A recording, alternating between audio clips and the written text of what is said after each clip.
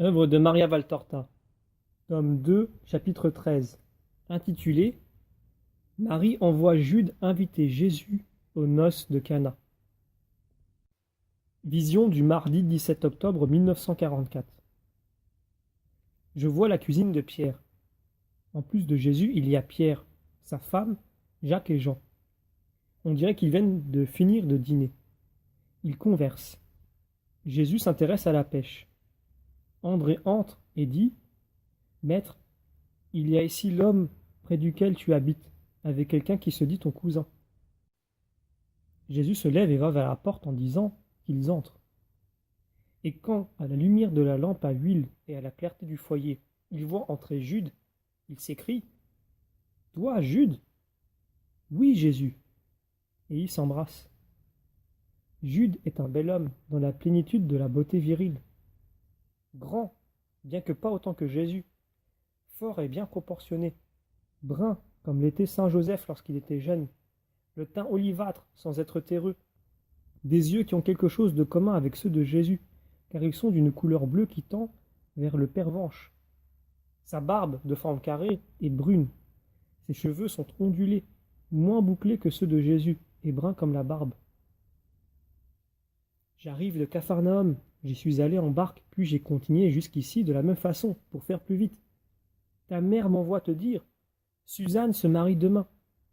Je te prie, mon fils, d'assister à cette noce. Marie y sera, et avec elle ma mère et les frères. Toute la famille est invitée. Tu serais le seul absent, et les parents te demandent de faire plaisir aux époux. Jésus s'incline légèrement en ouvrant un peu les bras. Le désir de ma mère est pour moi une loi, mais je viendrai pour Suzanne aussi, et pour nos parents. Seulement cela m'ennuie pour vous. Il regarde Pierre et les autres. Ce sont mes amis, explique-t-il à son cousin. Puis il les nomme en commençant par Pierre, et en dernier lieu, il dit « Et celui-là, c'est Jean », en y mettant un ton particulier, qui attire le regard plus attentif de Jude et fait rougir le disciple bien-aimé. Il termine la présentation ainsi. « Mes amis, voilà Jude, fils d'Alphée, mon frère cousin, selon la façon de parler du monde, car il est le fils du frère de l'époux de ma mère. C'est pour moi un ami, un bon compagnon de travail et de vie. Ma maison t'est ouverte, comme au maître. Assis-toi. » Se tournant vers Jésus, Pierre ajoute « Alors, nous ne viendrons plus avec toi à Jérusalem ?»« Bien sûr que si, vous viendrez. Je m'y rendrai après les noces. Seulement, je ne m'arrêterai plus à Nazareth. » « Tu fais bien, Jésus, parce que ta mère est mon hôte pendant quelques jours. » Entendu comme cela, et elle aussi viendra après les noces. C'est ce que dit l'homme de Capharnaüm. Alors voilà ce que nous allons faire. Avec la barque de Jude, je vais aller maintenant à Tibériade et de là à Cana, et c'est toujours avec elle que je reviendrai à Capharnaüm avec ma mère et toi. Le jour qui suivra le prochain Shabbat, tu viendras, Simon, si tu es toujours décidé, et nous irons à Jérusalem pour la Pâque. Bien sûr que je viendrai, et je viendrai aussi le Shabbat pour t'entendre à la synagogue. Tu enseignes déjà, Jésus ? Demande Jude. Oui, mon cousin. Et quelles paroles! Ah! On ne les entend pas dans une autre bouche, explique Simon. Jude soupire. La tête appuyée sur la main, le coude sur le genou. Il regarde Jésus et soupire. Il semble vouloir parler et n'ose pas. Jésus l'interpelle. Qu'as-tu, Jude? Pourquoi me regardes-tu en soupirant? Rien. Non, il y a quelque chose. Je ne suis plus le Jésus que tu aimais, celui pour qui tu n'avais pas de secret? Oh, si, tu l'es, et comme tu me manques, toi, le maître de ton cousin plus âgé. Alors, parle. Je voulais te dire, Jésus, sois prudent. Tu as une mère qui n'a que toi. Tu veux être un rabbi, pas comme les autres, et tu sais mieux que moi que les castes puissantes ne permettent pas des choses contraires aux coutumes qu'elles ont établies. Je connais ta façon de penser. Elle est sainte, mais le monde, lui, n'est pas saint, et il accable les saints. Jésus, tu connais le sort de ton cousin Jean-Baptiste. Il est en prison, et s'il n'est pas encore mort, c'est parce que cet ignoble tétrarque a peur de la foule et des foudres de Dieu. C'est un sale type, superstitieux et en même temps cruel et libertin. Toi, que feras-tu? Au-devant de quel sort veux-tu aller? Jude, tu me demandes cela. Toi qui connais si bien mes pensées? Ces paroles viennent-elles de toi? Non, ne mens pas. On t'a envoyé me dire ces choses, et ce n'est sûrement pas ma mère. Jude baisse la tête et se tait. Parle, mon cousin. C'est mon père, et avec lui Joseph et Simon.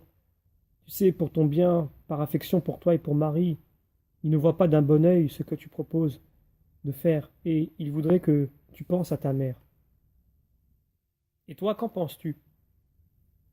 Moi, moi, tu te débats entre les voix d'en haut et celles de la terre.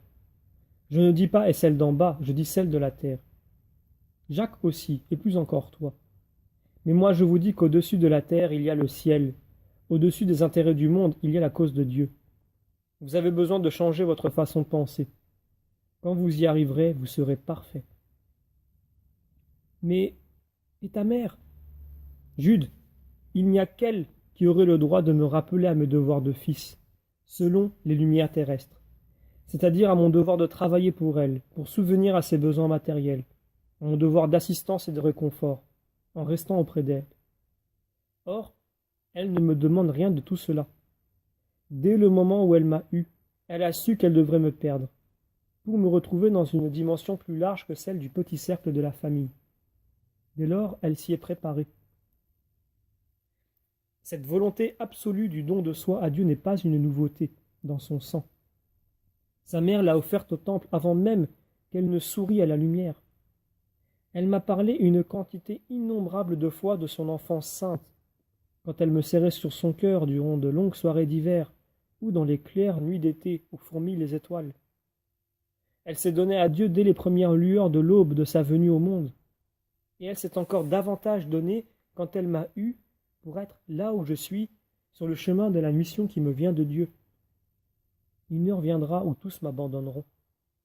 Ce sera pour peu de minutes, mais la lâcheté vous dominera tous, et vous penserez qu'il aurait mieux valu, pour votre sécurité, de m'avoir jamais connu. Mais elle qui a compris et qui sait, restera toujours avec moi. Et vous, vous reviendrez à moi grâce à elle. Par la force de sa foi assurée et aimante, elle vous attirera en elle et vous ramènera ainsi en moi, parce que je suis en ma mère et elle en moi, et nous en Dieu. Cela, je voudrais que vous le compreniez, vous tous, mes parents selon le monde, mes amis et mes fils au point de vue surnaturel. Toi et les autres avec toi, vous ne savez pas qui est ma mère. Si vous le saviez, vous ne la critiqueriez pas dans votre cœur de ne pas savoir me tenir assujetti à elle, mais vous la vénéreriez comme l'amie la plus intime de Dieu, la puissante qui peut tout sur le cœur du Père éternel et sur le Fils de son cœur. Bien sûr que je viendrai à Cana, je veux lui faire plaisir. Vous comprendrez mieux après cette heure-là.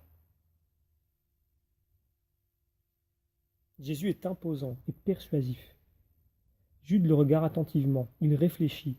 Il dit « Moi aussi c'est certain, je viendrai avec toi et avec eux, si tu veux de moi. Car je sens que tu dis des choses justes. Pardonne mon aveuglement et celui de mes frères.